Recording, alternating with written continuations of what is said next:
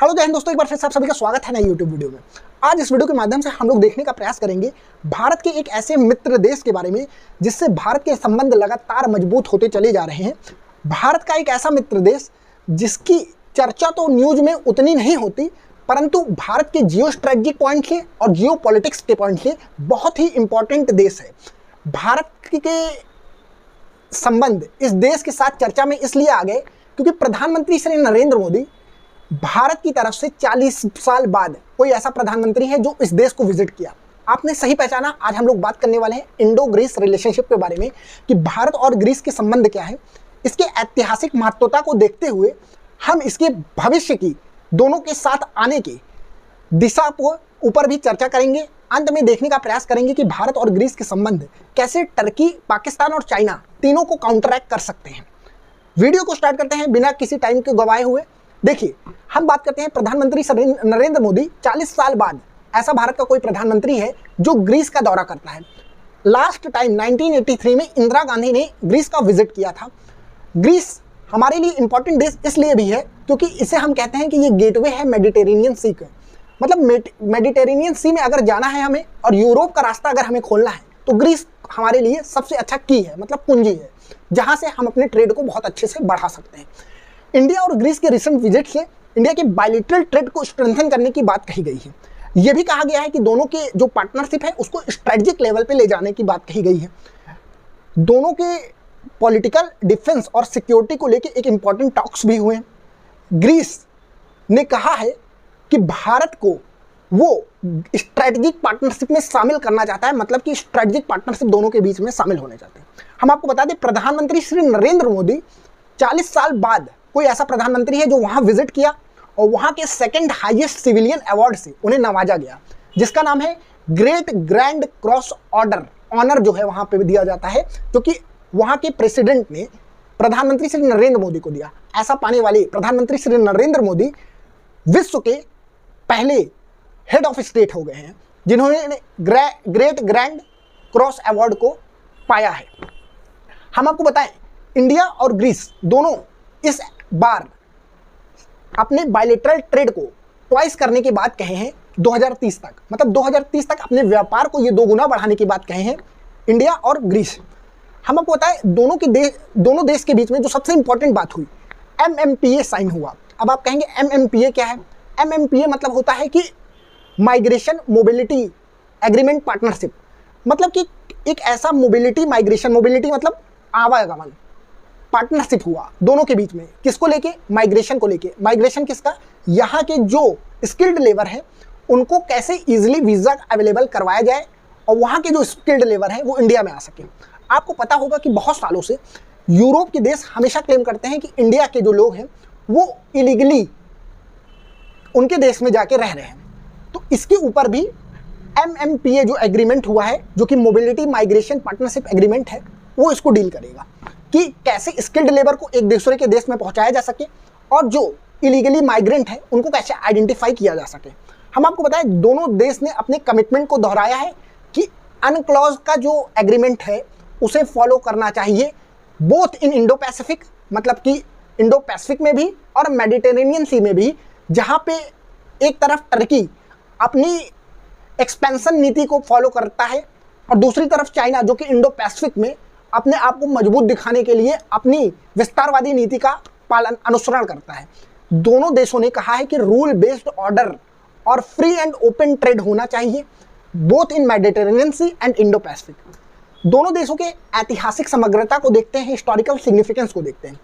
Alexander the great, जिन्हें आप कहते हैं 4th सेंचुरी BC में, वो north western part of India में आए थे। इंडिया और ग्रीस के बीच में टाइज को हम दर्शाता है। अशोका के बहुत सारे ऐसे एडिक्ट मिलते हैं जिसमें इंडिया के डिप्लोमेटिक टाइज वहाँ पे लिखते हैं कि इंडिया और ग्रीस के बीच में कैसे कैसे डिप्लोमेटिक टाइज हैं। कल्चरल टाइज को भी अशोका के रॉक एडिक्ट ने बताया है।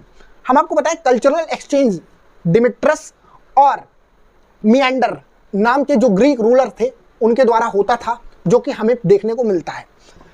इंडिया और ग्रीक के आर्किटेक्चर, इंडो ग्रीक आर्किटेक्चर को कैसे भूला जा सकता है, जो कि एक इम्पॉर्टेंट पार्ट है इंडिया की आर्किटेक्चरल हिस्ट्री का।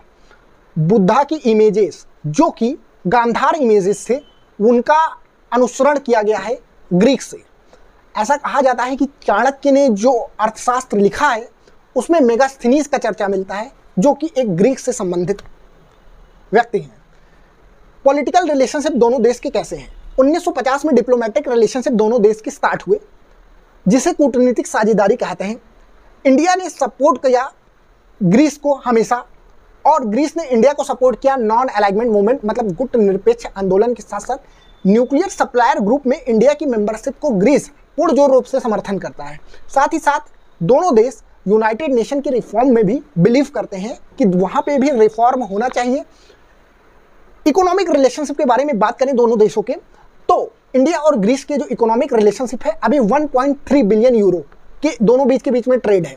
इसी को डबल करने की बात 2030 तक कही गई है। साथ ही साथ इंडिया यहाँ पे कॉटन, स्क्रैप और मार्बल को एक्सपोर्ट करता है ग्रीस को। इंडिया और ग्रीस के बीच में इंटरनेशनल सोलर अलायंस जो है उसके बीच में भी एग्रीमेंट हुआ है इंडिया और ग्रीस के लिए। इंडिया ग्रीस के साथ इसलिए भी जुड़ना चाहता है कि international north south trade corridor जो मुंबई तक आता है उसको भी ग्रीस तक फैलाने की बात कही जा रही है कि ग्रीस भी उसका इंपॉर्टेंट हिस्सा बन सके। जियो स्ट्रेटेजिक पार्टनरशिप के बारे में बात करते हैं अगर हम, तो ग्रीस की पोजीशन बहुत ही मायने है।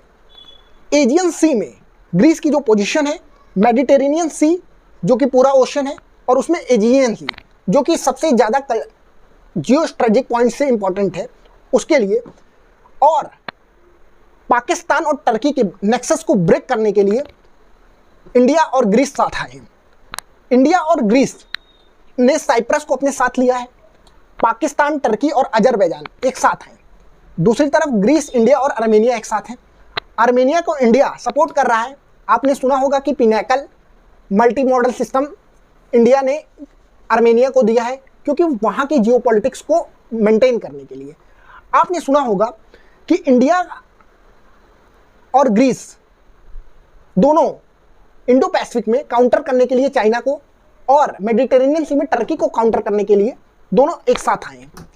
मेमोरेंडम ऑफ अंडरस्टैंडिंग 1998 में इंडिया और ग्रीस के बीच में डिफेंस टाइज को लेकर हुआ था, जिसमें इंडिया की जो वॉरशिप है वो सऊदी बे में हर साल जाती है एनुअल एक्सरसाइज करने के लिए। और सऊदी बे कहाँ पे है? क्रीट आइलैंड में है। क्रीट आइलैंड कहाँ पे है? क्रीट आइलैंड एक डिस्प्यूटेड टेरिटरी है ग्रीस और टर्की के बीच में। टर्की इंडिया के इंटरनल मैटर में लगातार इंटरफेयर करता आ रहा है। हम आपको बताएं, आर्टिकल 370 को जब हटाया गया था तो टर्की ने इंडिया का पुरजोर रूप से विरोध किया था। टर्की चाहता है कि वो ऑटोमन साम्राज्य जो कि बहुत पहले टर्की में था, वो मुस्लिम जगत का अपने आप को हेड बनाना चाहता है, जो कि अभी तक सऊदी अरेबिया अपने आप को सिद्ध करते हुए आया है।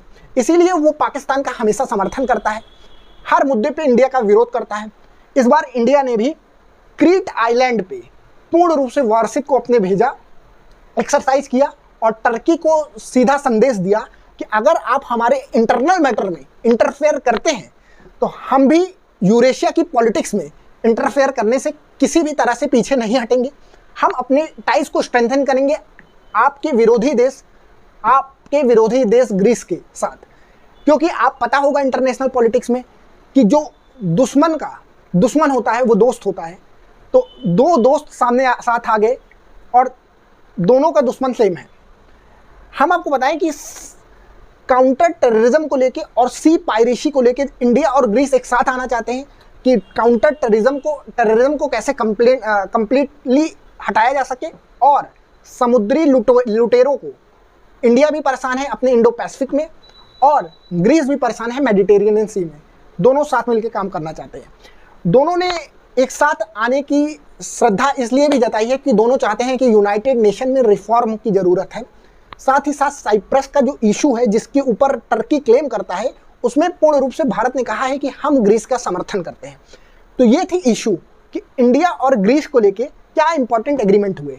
मोबिलिटी माइग्रेशन पार्टनरशिप एग्रीमेंट, ये सबसे इंपॉर्टेंट है, ये आपको याद रखना पड़ेगा कि दोनों देश के स्किल्ड लेबर जो हैं उनको एक दूसरे के देश में इजिली ट्रांसफर किया जा सके, इजिली वीज़ा अवेलेबल करवाया जा सके। दूसरा, दोनों ने अपने बायलैटरल ट्रेड को 2030 तक डबल करने की बात कही है। तीसरा, आर्मेनिया, इंडिया और ग्रीस एक साथ आके प्लेटफॉर्म पे अजरबैजान, टर्की और पाकिस्तान के बन रहे नेक्सस को काउंटरैक्ट कर रहे हैं। ये भी एक इंपॉर्टेंट बात है। इंडिया अपनी प्रेजेंस को यूरेशिया में बढ़ाना चाहता है, और यूरेशिया में अपने प्रेजेंस को बढ़ाने के लिए यूरोप में अपने प्रेजेंस को बढ़ाने के लिए इंडिया को ग्रीस के साथ अपने स्ट्रेंथन पार्टनरशिप करना पड़ेगा। उसके लिए इंडिया क्या कर रहा है? इंडिया उसके लिए अपने बायलैटरल ट्रेड को बढ़ा रहा है, कल्चरल सिग्निफिकेंस को बढ़ा रहा है। ये थी इंडिया और ग्रीस को लेकर इंपॉर्टेंट बातें। Hope that you will like that video and